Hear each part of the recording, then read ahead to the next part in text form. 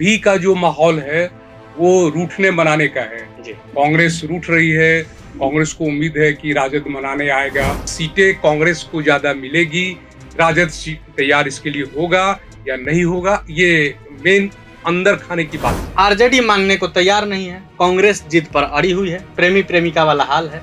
क्या लगता है अंतोगत्वा डिवोर्स हो जाएगा, महागठबंधन में उलटफेर होगी या फिर आगे बढ़ा दिया जाएगा मामला? हम कांग्रेस को देखें तो वो जो कर सकती है अपने मजबूती के लिए, पार्टी के जनाधार को और ऊपर लाने के लिए, तो वो कर रही है। लेकिन उसका कहीं कांग्रेस और आरजेडी में बात नहीं बनी तो फिर उन लोगों का क्या होगा जो कांग्रेस की भी चाहत रखते हैं, आरजेडी की भी चाहत। दिनों इफ्तार पार्टी थी लालू यादव के यहाँ, कांग्रेस के बड़े नेता तो नहीं के बराबर दिखे।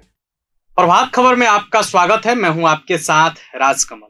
जैसे जैसे समय बीत रहा है वैसे वैसे मौसम के साथ साथ बिहार का सियासी पारा भी हाई होते जा रहा है। बिहार में चुनाव को लेकर सरगर्मी तेज हो गई है।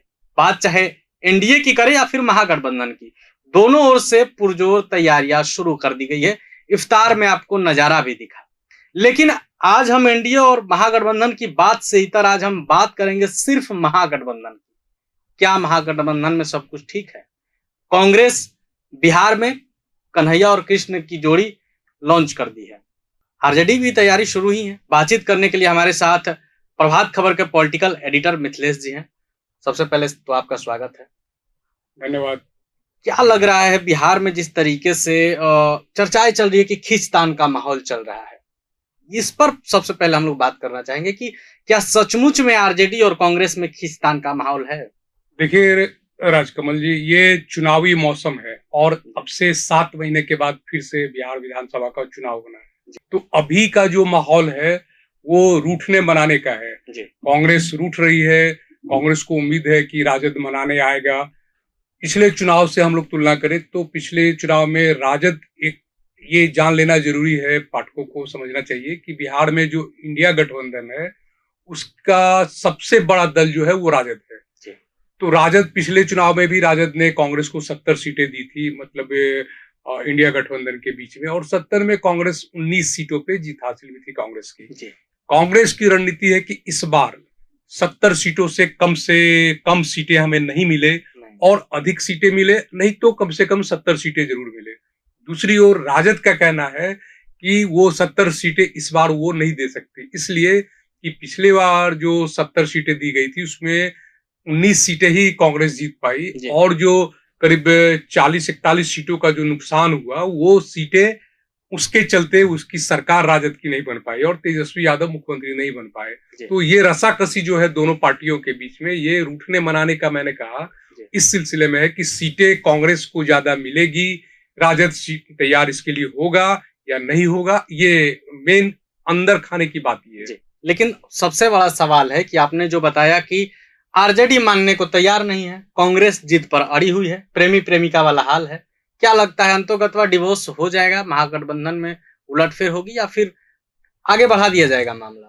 देखिए, मैं जैसा देख रहा हूं, मुझे लगता है कि अंततः जब चुनाव करीब आएंगे, जब घोषणाएं हो जाएगी, तब कांग्रेस और राजद के बीच में समझौता भी होगा, ऐसा लग रहा है। हालांकि एक राजनीति में सब कुछ संभावनाओं का खेल है। कांग्रेस में हमेशा दो धुरी बनती रही है। कांग्रेस में जो एक पक्ष होता है वो आरजेडी के साथ, वो राजद के साथ चुनाव लड़ने का पक्षधर होता है, और दूसरा पोल जो है वो कांग्रेस को खुद अपने बलबूते अकेले लड़ने का हमेशा से सलाह देता आया है।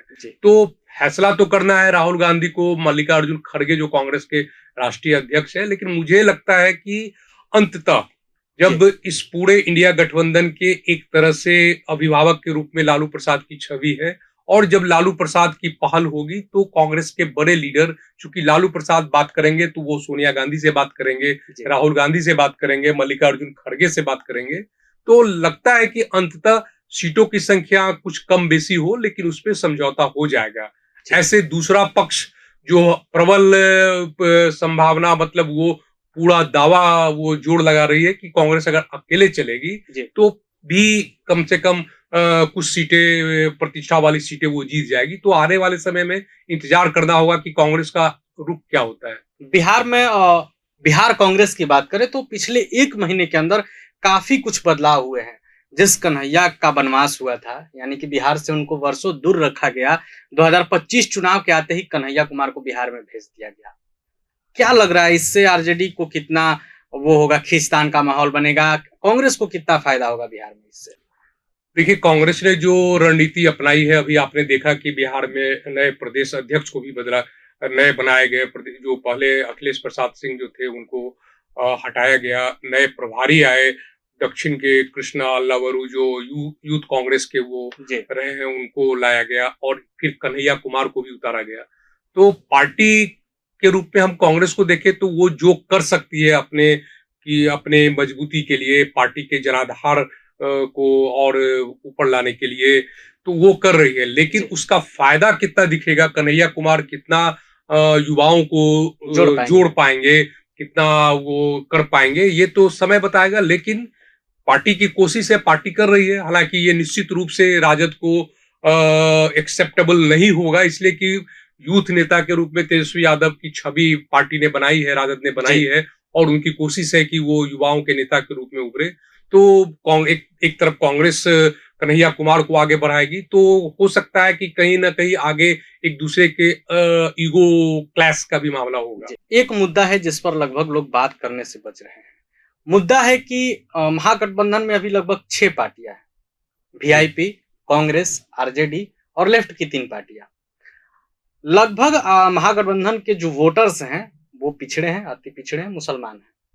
कांग्रेस के पास फॉरवर्ड वोटर्स थे, जब तक अखिलेश प्रसाद सिंह थे माना जा रहा था। लेकिन जब महागठबंधन के तमाम पार्टियों के वोटर्स जो हैं कि पिछड़े हैं, अति पिछड़े हैं, दलित हैं, तो फिर कांग्रेस दलित अध्यक्ष बना करके दलित वोटर्स में ही फिर से क्यों सिंधमारी करने का प्रयास कर रही है? कांग्रेस का देखिए, जैसा कि मैंने बताया कि आपको याद होगा कि अभी पवन खेरा जो राष्ट्रीय मीडिया प्रभारी है वो हमारे दफ्तर में आए, प्रभात खबर के दफ्तर में आए। हम लोगों ने सवाल किया, उन्होंने यही जवाब दिया कि हर संगठन में, हर एक पार्टी के संगठन में एक वो दौड़ आता है जब नए को आगे किया जाता है, नई खेप आगे आती है और पुराने को दूसरी जिम्मेवारी दी जाती है। तो हमको एक मीडिया घराने के हिसाब से हम लोग को यही देखना चाहिए कि पार्टी ने, कांग्रेस ने एक नए जो दलित अपेक्षाकृत युवा भी हैं और उनका एक पारिवारिक बैकग्राउंड भी है, उनके पिता मंत्री वगैरह रहे हैं, तो उनको जिम्मेवारी दी है। लेकिन जहां तक बिहार के चुनाव की बात है, हम सामाजिक समीकरण के रूप में देखें तो ये कहीं ना कहीं एक पार्टी कार्यकर्ताओं में या पुराने कांग्रेसी नेताओं में ये बातें उठ कर खुलने लगी है, बात चर्चा में है कि कैसे अखिलेश प्रसाद सिंह को ठीक चुनाव के पहले क्यों हटाया गया। तो अब कांग्रेस को साबित करना होगा कि अखिलेश प्रसाद सिंह हमारे साथ हैं और कांग्रेस में कोई गुटबंदी नहीं है, कोई सामाजिक समीकरण को लेकर कोई मतभिन्नता नहीं है। कांग्रेस का जो पुराना जनाधार है, दलित, मुस्लिम और सवर्ण वोट, वो फिर से इंटैक्ट हो और वो रहेगा। ये कांग्रेस की एक बड़ी चुनौती सामने है। इस बात से हम मुकर नहीं सकते हैं कि आरजेडी को सवर्णों का वोट न के बराबर मिलता है। नहीं, ऐसा नहीं है। सवर्ण वोट आप उम्मीदवार के हिसाब से भी आप देखें कि उसमें भी राहुल तिवारी जीत के आए विधानसभा में, सुधाकर सिंह जीत के आए और भी कई लोग जीत कर आए, तो ऐसा नहीं है। लेकिन उम्मीदवार के हिसाब से जब तक राजद अपना दायरा नहीं बढ़ाएगा, अभी जैसे माई यादव और मुस्लिम की पार्टी या उनका वोट बैंक माना जाता है, लेकिन जब तक वो दायरा नहीं बढ़ेगा राजद का, तब तक वो एक्सेप्टेबिलिटी जो है पूरे प्रदेश की सरकार बनाने की स्थिति में नहीं आएगी। तो उन्होंने कमोबेश कम ही संख्या में हो, लेकिन टिकट उन्होंने बांटा है। तो अब वोटर को देखना है कि वोटर कितना आगे, जनता मालिक है चूंकि लोकतंत्र में, तो जनता कितना आगे आती है राजद के पक्ष में, वो देखना होगा। लेकिन राजद और कांग्रेस की बात करें तो राजद की तुलना में कांग्रेस के पास अभी भी स्वर्ण वोटर हैं। पुराने जमाने के जितने भी लोग हैं वो आज भी कांग्रेस को देखते हैं। लेकिन अब इस समय चुनाव से ठीक पहले कांग्रेस अपना प्रदेश अध्यक्ष बदल दी, दलित बना दी, और भी महागठबंधन में जितनी पार्टियां हैं लगभग वो दलित और मुसलमान बैकवर्ड पर ही अपना दावा ठोकते हैं। तो इससे नहीं लग रहा कि कहीं ना कहीं कांग्रेस आरजेडी को ही टक्कर देने के पीछे लगी हुई है? कांग्रेस अपना पुराना जनाधार वापस लाना चाहती है, तो वो वापस कैसे लाएगी, उसका फार्मूला, उसका संगठन, उसका स्ट्रक्चर आपको आने वाले दिनों में दिखेगा, जैसा कि पवन खेरा ने बताया। तो वो पुराना जनाधार तो जैसे मैंने बताया कि वो दलित, मुस्लिम, मुसलमान, अल्पसंख्यक और सवर्ण, ये तीनों उनका बेस आधार था। तो अब बात हो रही है कि नए चुनाव के ठीक पहले दलित प्रदेश अध्यक्ष हैं, तो वो कैसे एक दूसरे को जोड़ पाएंगे। जी। तो ये कांग्रेस की चुनौती है। लेकिन आप देखेंगे कि अभी राहुल गांधी ने कहा कि जाति जनगणना वो पूरे देश में कराएंगे, उनकी सरकार बनी, तो इसको लेकर भी पार्टी के एक बड़े तबके में एक विवेचना चल रही है कि ये कांग्रेस कैसे इसको, जबकि उसका वोटर जो है, पारंपरिक वोटर उनका कुछ और है, और वो कैसे इन बातों को कह रहे हैं। तो इसका भी जवाब पार्टी के नेताओं ने दिया कि हम सामाजिक समरसता की बात करते हैं, सामाजिक न्याय की बात करते हैं। तो मेरा कहने का ये मतलब है कि जो कांग्रेस के वोटर हैं, जिनकी जड़ें कांग्रेस की नीचे है, जिनके घरों में है, तो वो अध्यक्ष या लीडर कोई भी हो, वो वोट तो कांग्रेस को करेंगे ही, इसमें कोई दो मत नहीं है। लेकिन थोड़ा बहुत चूंकि बिहार में जाति आधारित ही राजनीति चलते रही है, तो इसका थोड़ा बहुत असर पड़ेगा। जी, लेकिन डर इस बात का है कि कहीं कांग्रेस और आरजेडी में बात नहीं बनी तो फिर उन लोगों का क्या होगा जो कांग्रेस की भी चाहत रखते हैं, आरजेडी की भी चाहत रखते हैं। क्योंकि ये देखने को मिला, पिछले दिनों इफ्तार पार्टी थी लालू यादव के यहाँ, कांग्रेस के बड़े नेता तो नहीं के बराबर दिखे।